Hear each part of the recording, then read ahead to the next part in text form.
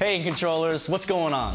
My name is Michael for those of you who've never met me before, and I'm super excited to be here with you for this series called Rearview Mirror. But before we jump in, I wanted to share a quick fun fact with you. Did you know that the first rearview mirror wasn't even on a car? It was on a horse and buggy.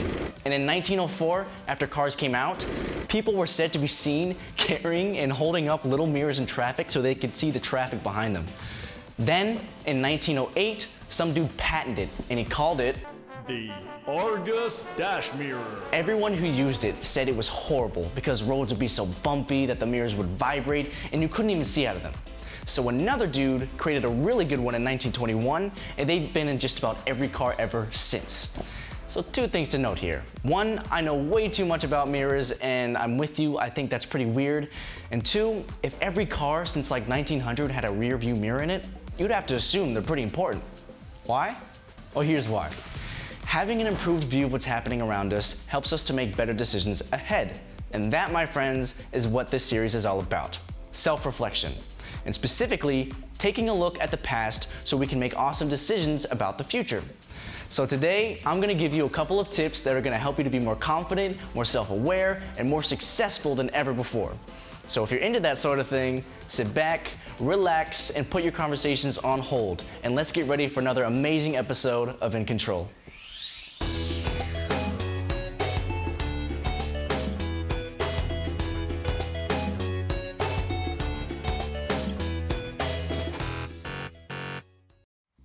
All right, so disclaimer. Self-reflection isn't easy. You ever have to listen to your own voice on a voicemail or hear yourself on a video? It can make some of us cringe, right? That's because we have that moment where we're like, that's what I sound like? Well, good news. Today is gonna be a lot easier and way more private, so don't worry. But it's still about self-reflection, which is defined as giving serious thought or consideration to your thoughts, feelings, experiences, and actions. And while it can be a little weird at first, we promise that just like with anything else, if you're mature enough to get past the weirdness, it comes with a whole bunch of benefits. Just like the rearview mirror, when we get a full view of ourselves and our lives, it helps us to make even better decisions for our life moving forward. So check it out. We're going to have you actually do a self-reflection today. But before we do, here are a few tips that you need to follow. Pick a subject to reflect on.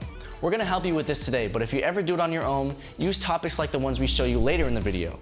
Or you can totally just Google the term self-reflection topics and it'll give you a ton of them.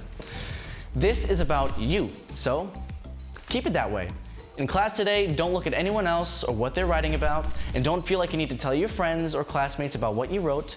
This is private stuff, so keep it that way.